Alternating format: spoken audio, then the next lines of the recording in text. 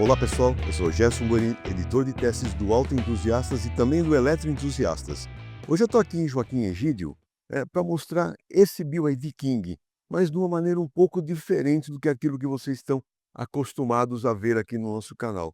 Nós vamos tentar mostrar hoje um pouco mais de como é feito um teste e principalmente verificar nesse veículo, que ele tem aquela condição de motor híbrido, né, perdão, é o HEV, mas é o PHEV, porque ele é plug-in também. Você pode carregá-lo com uma fonte externa.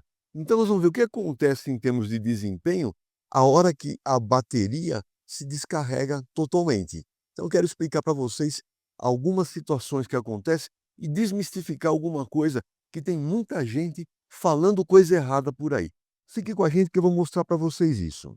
E outra coisa que eu não quero ficar perdendo o meu tempo e o tempo de vocês é mostrar um monte de detalhes visuais e tudo mais, porque o visual do veículo vocês podem ver melhor do que eu, se ele é bonito, não é bonito, e vamos olhar realmente o que importa nesse veículo. E para nós que somos autoentusiastas, uma das coisas que realmente importa para a gente, primeira coisa, os pneus, porque afinal de contas, de todos os quase mais de 3.000 componentes que tem um veículo, são os únicos 4 componentes que estão em contato direto com o solo.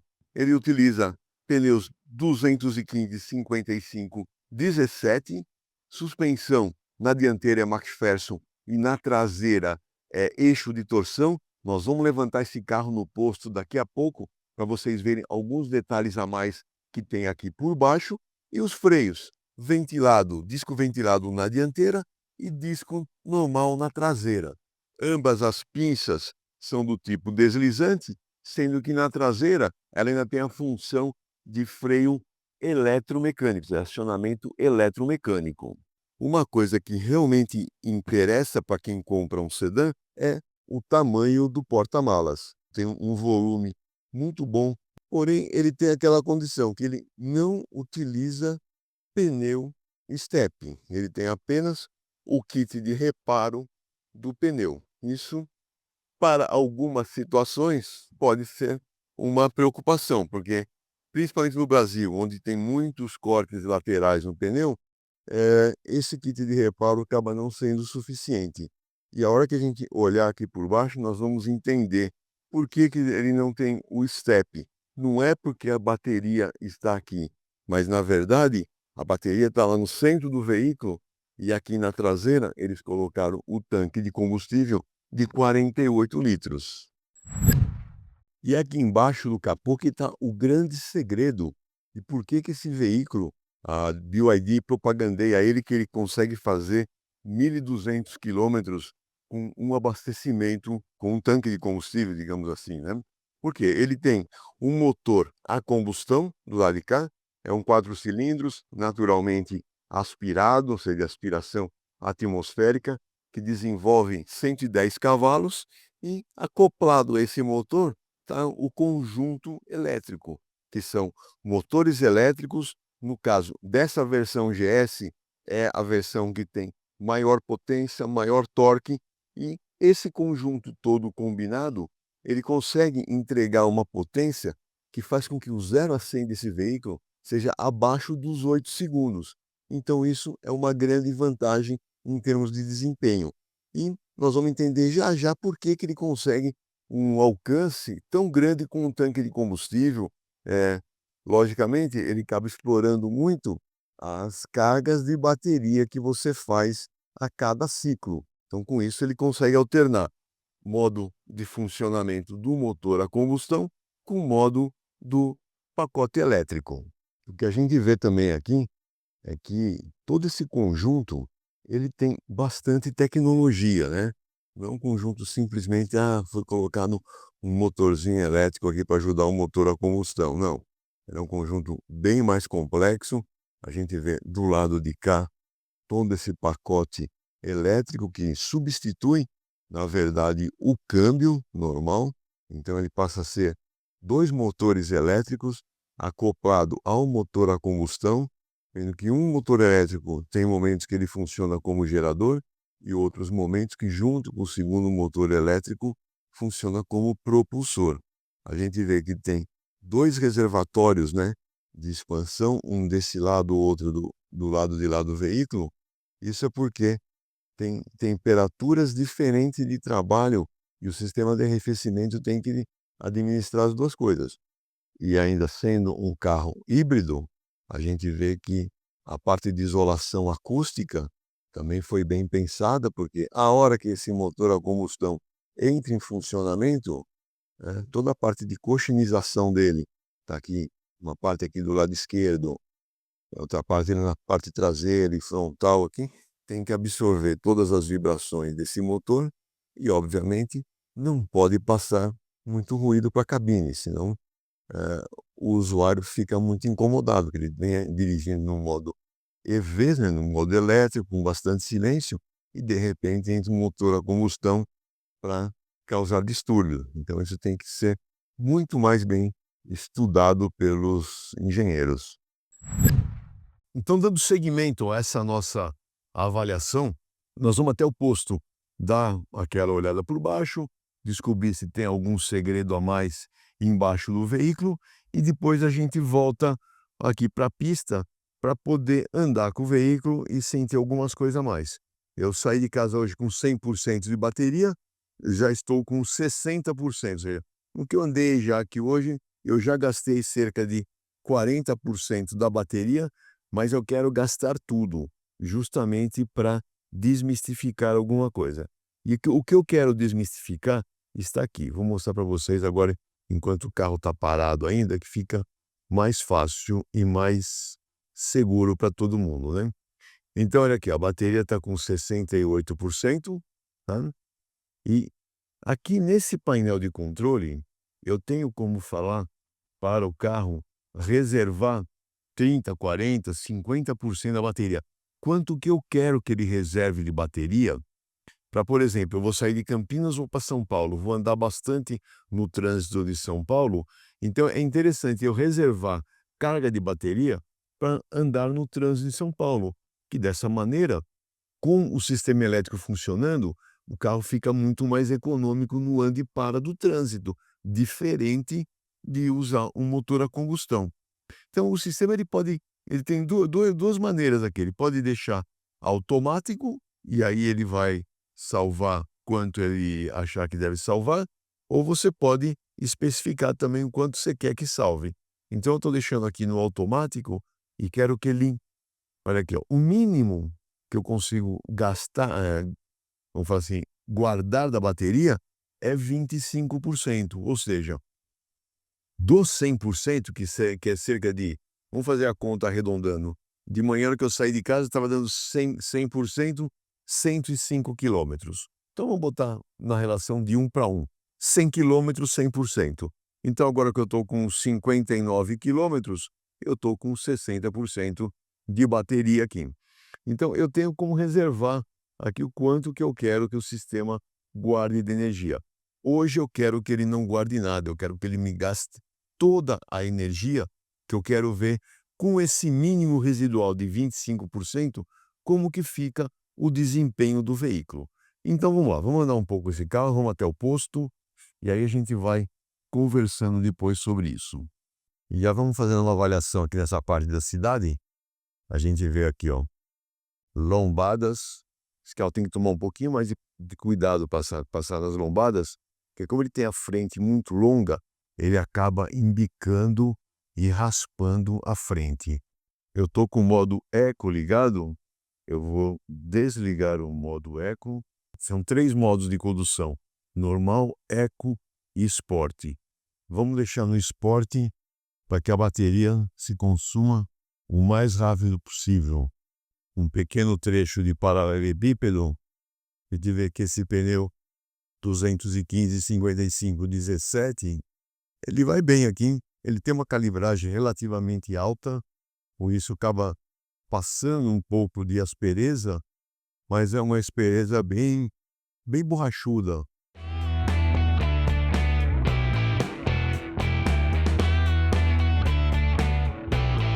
Bem, vamos fazer agora aquela verificação por baixo do veículo, aqui no elevador do posto Avenidas, em Souzas, né? Então vamos começar aqui pela parte de trás hoje.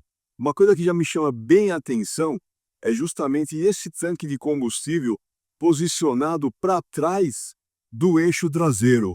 A gente desacostumou de ver isso. Normalmente os carros têm o tanque de combustível colocado à frente do eixo traseiro, até mesmo com relação a uma proteção em termos de impacto, né? Porque veja que no impacto traseiro você tem aqui praticamente somente a traseira do veículo protegendo quanto a impacto atingir aqui alguma deformação no tanque de combustível. Bom, a suspensão traseira é do tipo eixo de torção, daquele de parede dupla, tá? Então ele tem uma boa rigidez, molas helicoidais, amortecedor pressurizados, o freio a disco na traseira, a gente vê aqui, ó, o acionamento do sistema de freio de estacionamento eletromecânico. É um conjunto bem interessante, sim, dentro do padrão de um veículo, diria, compacto para médio em termos de sedã, né? A gente sabe que o Toyota Corolla, que é a quem a BYD almejava alcançar nas vendas com esse carro, ele tem já um sistema multibraço na traseira. Ó, aqui está o cabo de carregamento, esse cabo laranja, e carregamento da bateria. E outro detalhe interessante é o sistema de escapamento. Obviamente ele passa aqui pela lateral do veículo, porque no centro do veículo, esse fundo cinza aqui, é a proteção da bateria. E aqui na parte frontal, primeiramente a gente vê essa barra, ela está posicionada aqui entre essas duas longarinas da carroceria. Ela me parece ser uma barra para aumentar um pouco mais a rigidez e aumentar também a resistência de impacto lateral, aquele impacto que é feito contra um poste. Tem um subchassis aqui na dianteira, que ancora toda a parte de motor e motor a combustão e motor elétrico. A gente vê aqui a barra anti-rolagens da dianteira, suspensão McPherson com molas helicoidais, amortecedores pressurizados, dentro de um padrão, vamos falar assim, corriqueiro, né? Ou comum nesse tipo de veículo. A gente vê ali os articuladores são fixados com parafuso, linhas de freio e combustível caminhando pela outra lateral do veículo. Bem, agora que nós já vimos praticamente tudo que tem de segredos aqui escondido por debaixo do veículo, vamos voltar lá para a estrada e fazer uma avaliação completa até esgotar totalmente a bateria e ver como que o veículo se comporta com a bateria descarregada também. Muito bem, chegando aqui de volta em Joaquim Egídio, passando nas lombadas, nessas irregularidades que tem, até mais pronunciada nesse sentido aqui do que no outro, a gente percebe que a movimentação do carro, ela é boa, ela é equilibrada, mas ela acaba tendo uma amplitude um pouco maior. O que eu quero dizer com isso? Ele acaba subindo mais e descendo mais a traseira e a dianteira, mas no geral ele é confortável. A única coisa que a gente tem na suspensão dianteira é essa movimentação maior, acaba abrindo mais o curso da suspensão, e a hora que a gente passa em lombadas com uma velocidade um pouquinho mais alta, ela acaba dando queda de roda, então ele dá a queda de roda ao abrir a suspensão, e a hora que ele aterriza na saída da lombada, acaba batendo o bico no chão. Apesar de estar no modo esporte, eu estou conduzindo aqui no modo EV, ou seja, puramente elétrico, né? Então nós vamos fazer praticamente a avaliação inteira aqui no modo elétrico. E o que eu vejo? A parte de direção é agradável, tem bom esforço de baixa para altas velocidades, ela é bem precisa, responde bem, empunhadura do volante também é uma coisa, uma característica bem agradável desse carro da BYD. Em termos de assistência ao motorista, todos aqueles itens do ADAS, o BYD King não tem isso, e é justamente por isso que eles conseguem ter um um valor, né, um preço melhor no carro, mas o que ele tem é suficiente. Controle de cruzeiro, não é do modo adaptativo, e sim do modo convencional. Aquele sistema de manutenção em faixa também não existe.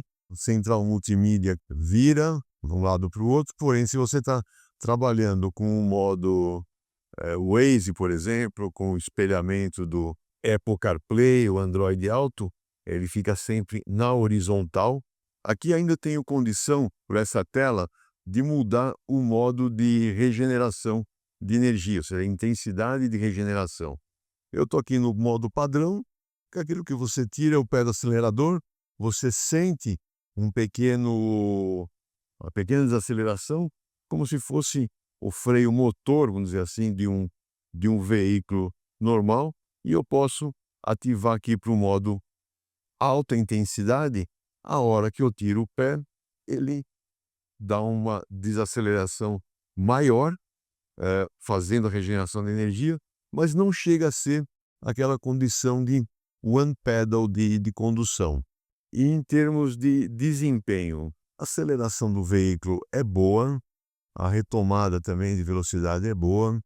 A diferença entre o modo esporte, modo eco e normal é aquela resposta do pedal do acelerador. Então você sente uma resposta mais pronta aqui com o modo esporte, mas mesmo se você tiver com o modo eco e acelerar até o fundo, ele acaba te entregando um desempenho bom. E uma outra característica que esse pedal de acelerador tem, ele tem como se fosse um botão lá no final. É tipo aquele botão que a gente tinha nos carros automáticos mais antigos, né? Que era chamado de botão do kickdown, né? Que era para você fazer uma retomada de aceleração. Esse carro tem a mesma condição. Eu tenho um botão lá no fundo, que eu vou mostrar agora aqui, ó, nessa retinha. Ó, eu vou acelerar 100%, continuo somente no modo elétrico.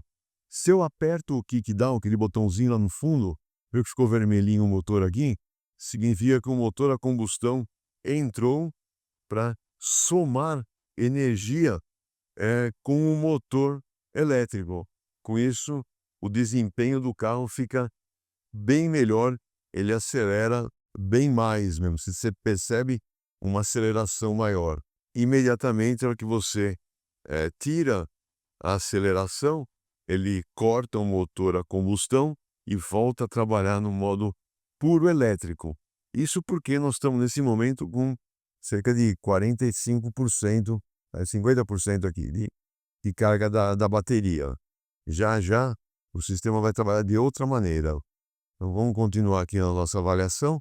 Agora que nesse trecho de curvas, também a gente vê a pequena movimentação que a carroceria dá. Ela tem uma pequena rolagem, você vê que ela apoia nos pneus, tem até um certo gritar aí dos pneus na hora que você força um pouquinho mais da curva, mas o carro vem na mão, você consegue posicionar ele aonde você quer, né? Não é um carro que fica perdido e instável. Outro detalhe interessante é o ruído de rodagem, né? Olha só, estamos aqui a 90, 100 por hora nessa estrada, um asfalto bom e novo, reformado, né? E o nível de ruído é muito bom. Daqui a pouco vocês vão comigo, nós vamos fazer a medição de ruído desse carro, a 60, 80, 100 e 120. O sistema de ar-condicionado é de 2 zonas, ele tem saída de ar climatizado ali na traseira. Bom, chegamos a 50%, 52% de carga na bateria. Ainda estou rodando no modo EV. E qual que é o segredo para esse carro atingir 1.200 quilômetros com um tanque de combustível? O segredo é justamente a bateria e você fazer o carregamento o mais frequente possível. Pelo padrão Inmetro, ele roda cerca de 70 quilômetros. Se a cada 70 quilômetros que você usar o veículo no seu dia a dia na cidade, você tiver a condição de fazer o carregamento, isso é o mundo ideal. Você vai usar muito pouco o combustível do tanque e com isso você vai prolongar cada vez mais o alcance com esse volume de gasolina no tanque. Então esse é o segredo para conseguir 1.200 quilômetros. Agora, se você vai viajar bastante, não adianta você achar que você vai conseguir fazer os 1.000 quilômetros com um tanque, porque não vai fazer. Com esse tanque você vai fazer aí talvez uns 700 quilômetros, alguma coisa assim. A menos que ao longo da viagem você acabe tendo pontos para fazer o carregamento da bateria. Mas quem é louco de uma viagem de 1.000 quilômetros, parar a cada 70 para carregar a bateria? Não é viável em termos práticos. Nessa semana de uso desse veículo, eu peguei ele, obviamente, com tanque cheio, gasolina. Esse motor é somente de gasolina, não é um carro flex. Eu já rodei aí pelo menos uns 500 quilômetros. Maior uso nessa semana foi justamente trânsitos urbanos ou distâncias mais curtas, de 100, 120 quilômetros, que na hora que eu chegava em casa, eu plugava no meu carregador e fazia o recarregamento da bateria. Então, com isso você vê, eu com uma semana de uso, ainda tenho 700 quilômetros de alcance com o volume de combustível lá no tanque, está com um pouquinho mais de 50% no tanque. Essa que é a grande mágica para você conseguir 1.200 quilômetros com esse veículo. Em termos de conforto, de sentar no veículo e dirigir, é um carro bem agradável, tanto o banco do motorista quanto do passageiro frontal, ajustes elétricos, né? Então fica fácil de encontrar a posição de dirigir. O mesmo acontece com o volante de direção, tem ajuste de altura e de distância, permite achar melhor posição. Aquela medição que a gente costuma fazer, em alguns casos a gente percebe que está um pouco fora de centro o volante em relação ao banco. Nesse BYD King não percebi isso. Outro item que eu gosto bastante de avaliar e observar é o sistema de freio. Muitas vezes esses carros híbridos e elétricos, e algumas marcas, eles eram bem ruins no começo e foram melhorando, e essa aqui é uma marca que já melhorou bastante, é a comutação entre o freio regenerativo e o freio de serviço. O que eu vejo muitas vezes?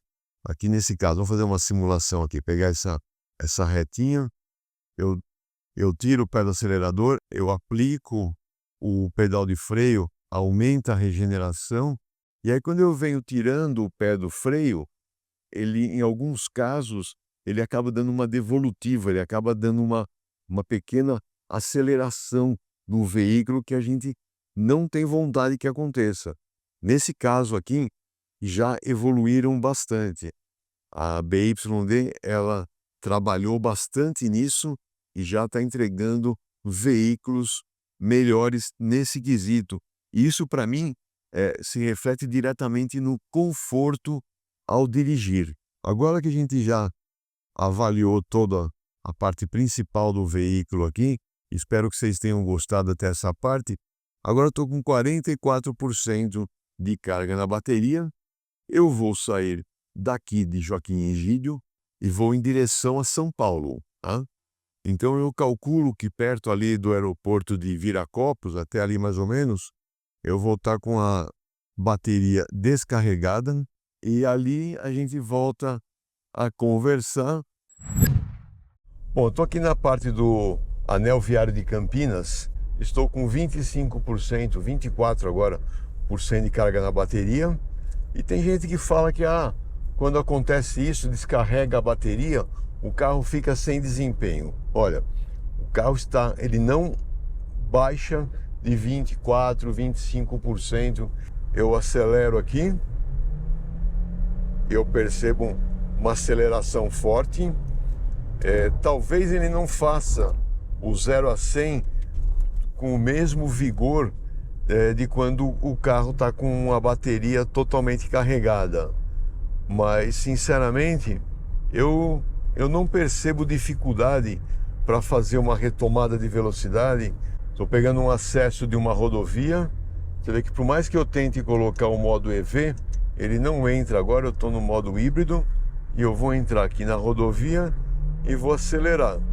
Então eu percebo, ó, o motor a combustão entrou e fez uma aceleração no veículo junto com o motor, com os motores elétricos. Vamos fazer uma outra experiência aqui.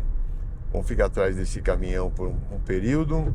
Ali na subida, vamos tentar fazer uma ultrapassagem no caminhão, porque na descida é fácil, né?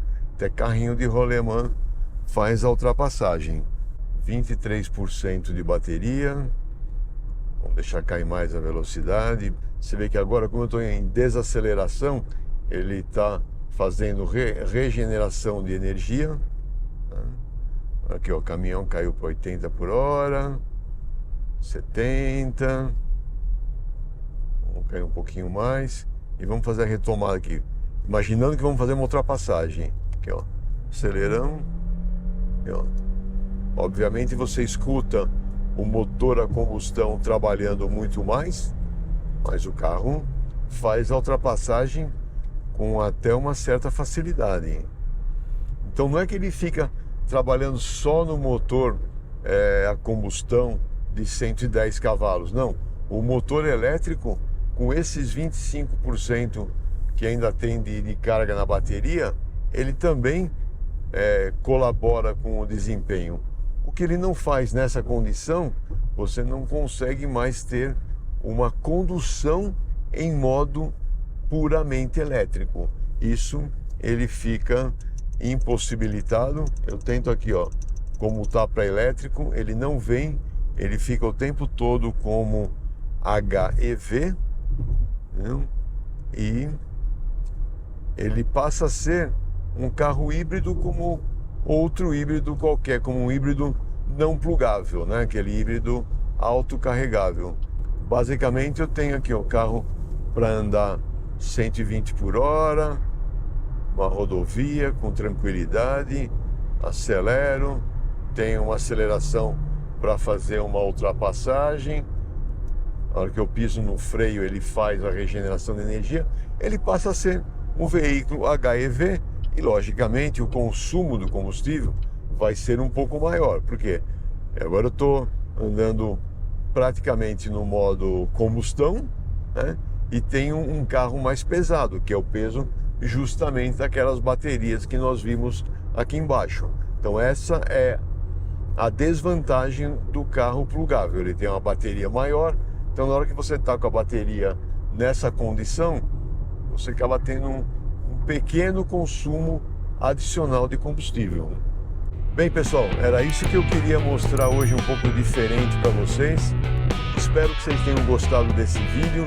Nós estamos aqui buscando mais informações, fazendo pesquisas com todos os nossos leitores, assinantes, inscritos nos canais, para saber o que mais vocês querem que a gente traga para vocês.